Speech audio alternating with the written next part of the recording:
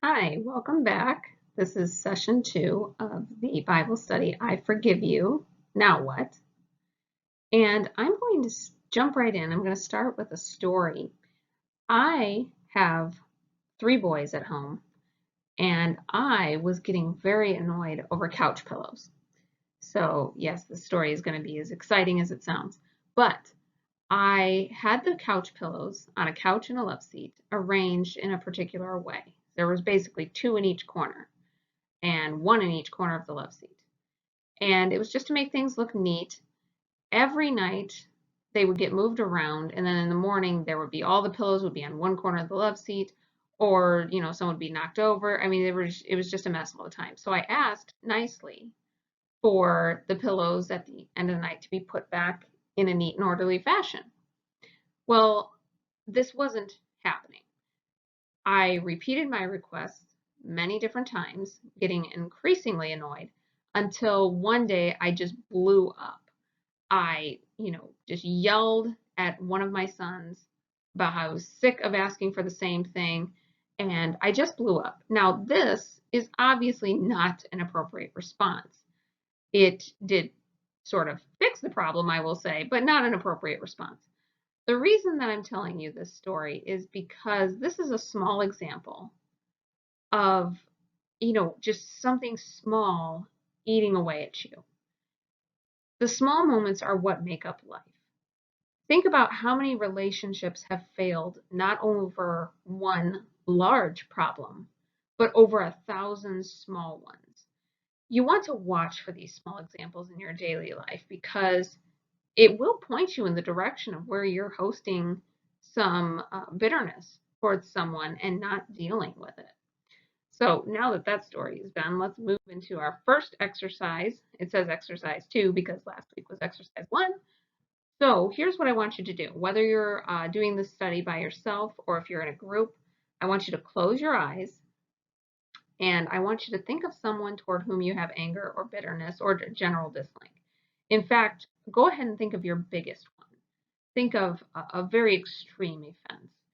So maybe you have a spouse that had an affair, or a boss that fired you or did some other form of betrayal, a friend, a family member, maybe a parent who's treated you like garbage your entire life, or a child who's taking advantage of you.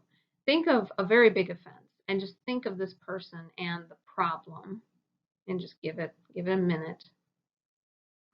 And now that you're thinking about this thing that bothers you so much, pay attention to how you feel and get very detailed. Pay attention to things like your heartbeat and your breathing. How does your head feel? What is your brow or face doing? What is going on with your neck and shoulders, your teeth, your jaw? What are your hands doing?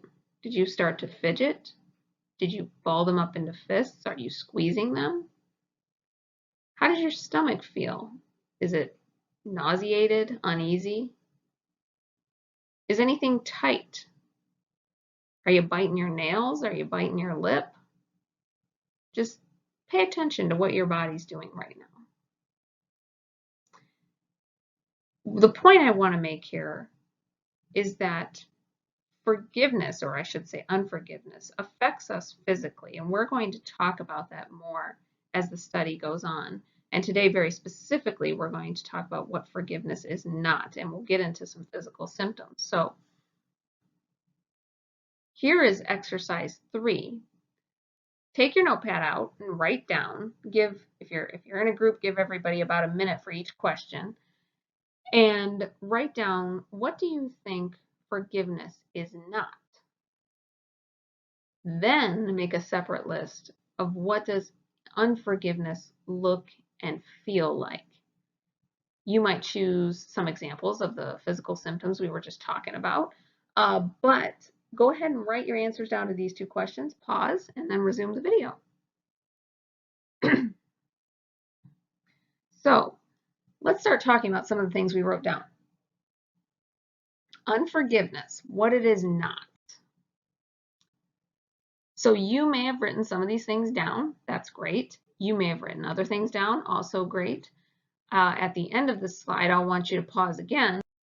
I want you to pause again and compare notes, talk about some things that you wrote down that weren't on here, and maybe talk about your opinions on some of the things that are up here. But unforgiveness it's not forgetting, it's not condoning, and it's not reconciling. Those first three I credit to Pete Wilson, although I've seen it in other places too, but I heard it in a sermon by Pete Wilson on those first 3 points. So forgiveness doesn't mean you've forgotten the offense. It doesn't mean you condone that person's behavior, and it also doesn't mean you have to reconcile with them. This is a very common misconception. You may never forget the offense. You may never accept their behavior, and you may never reconcile the relationship. Or you might, but the relationship might end up being redefined with some boundaries and some other things we'll talk about later. Trust. So forgiveness doesn't necessarily mean trust, nor should it be the case if it is not healthy or safe. So if your teenager steals your car, goes out in the middle of the night in your car, you may forgive them, but that doesn't necessarily mean you're going to give them access to the keys again. So trust is, if it's not healthy or safe, that doesn't have to come with forgiveness. Forgiveness is not necessarily a relationship. We'll discuss more on boundaries later. But, for example, in an adulterous relationship, you may decide to separate from your husband. That doesn't mean you haven't forgiven that person. Forgiveness doesn't mean you have to stay married to that person. Forgiveness is an entirely separate thing than maintaining a relationship. Forgiveness is not the receipt of an apology, because you may never get one, nor is it the receipt of justice or absolution. You might want to pause where you see a verse referenced. If you're doing this in a group, you can pause and someone can volunteer to read the verse aloud so it can bring that point home for you. Another way to do it is the assignment verses. You can write each one down on a small piece of paper and pass them out at the beginning of the lesson so someone's already ready to read the verse referencing the point we're trying to make. Forgiveness is not absolution from accountability. That person may still is still responsible for what they did, and they may end up receiving consequences for what they did. But that doesn't mean that forgiveness didn't happen. And forgiveness is not taking the burden upon ourselves. Unforgiveness is taking the burden upon ourselves. It's making the burden of the problem our burden or problem. So go ahead and stop here. That was a lot to take in.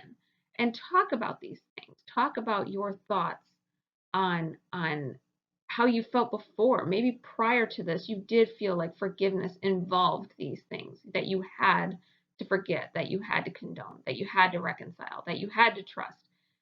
Go ahead and share examples as you feel comfortable. If you don't, you can speak in general terms and then restart the video.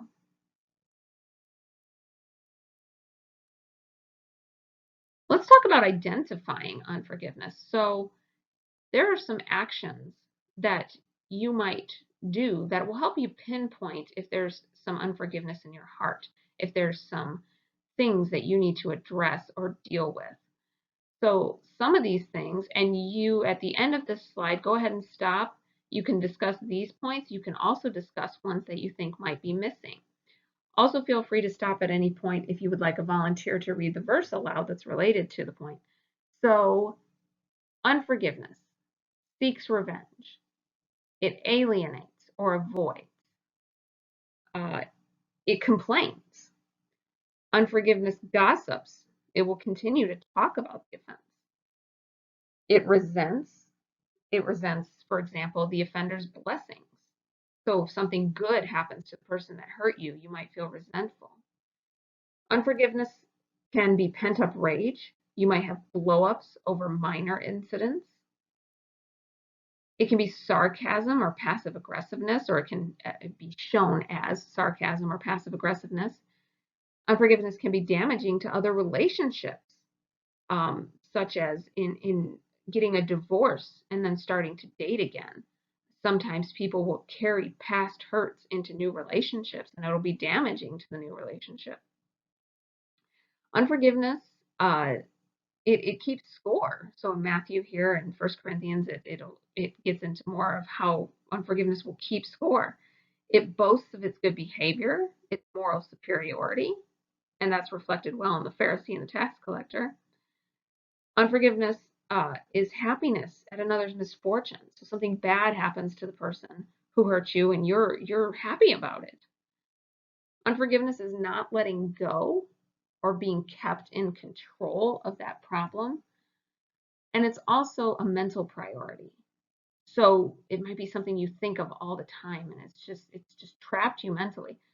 Sometimes you can develop a victim mentality too, and you just can't seem to let it go of seeing yourself as a victim of what happened to you, and then you just can't let it go.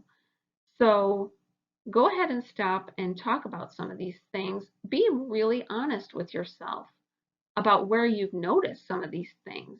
Maybe you have issues with alienating or with complaining or with pent up rage. Maybe you hold on, and then just blow up. Are you a very sarcastic person? I had trouble with that one, to tell you the truth. Sarcasm and passive aggressiveness. How I didn't like direct conflict, so I would resort to those two things. Maybe, look at some of your relationships and how have you carried your past hurts into other relationships with friends, families, whoever. So go ahead and pause here and share your thoughts on these points.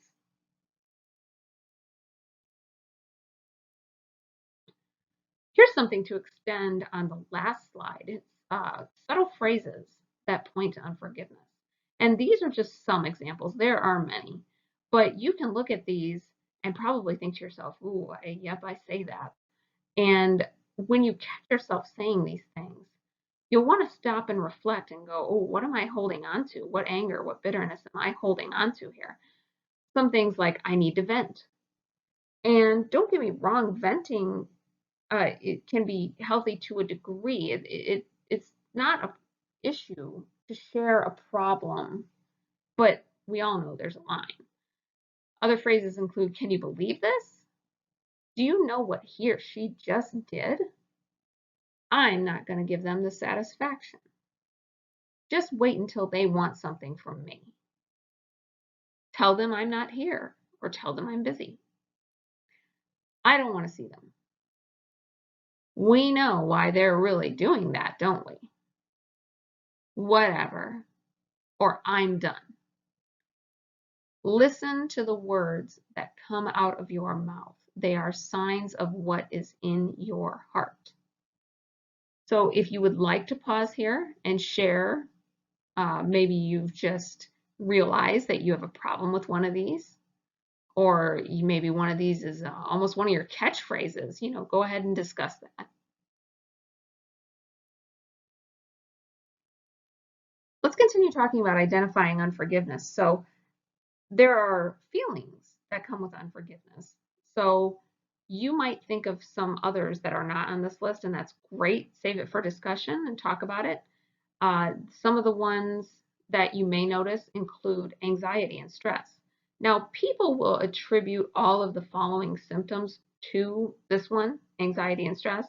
However, anxiety and stress are not root causes in themselves.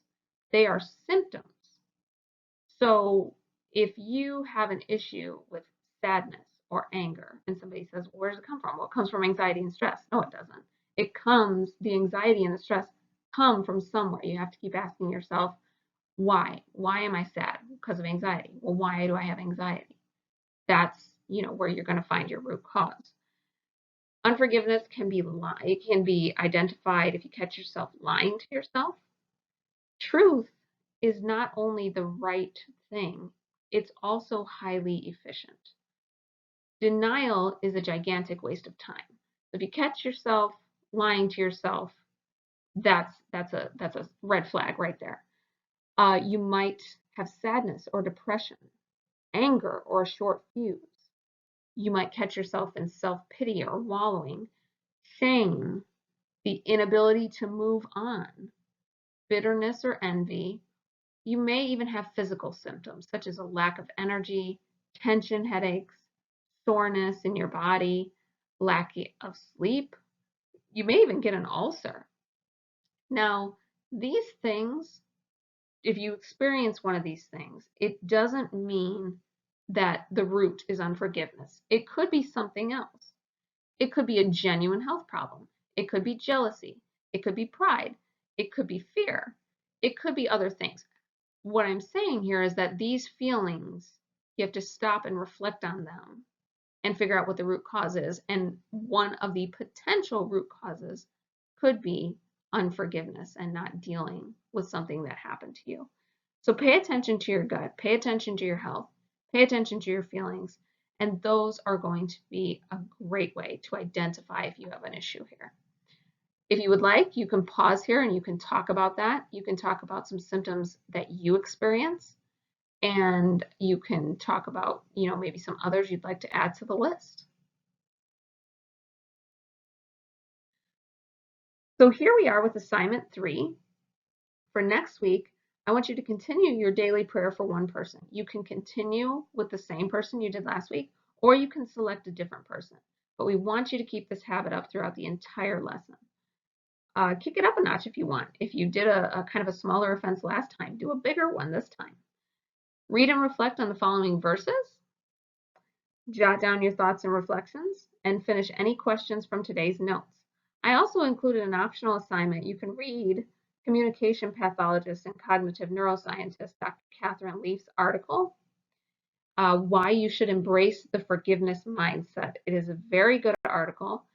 Just Google that and give it a read if you find yourself having the time. And we'll see everybody again next week.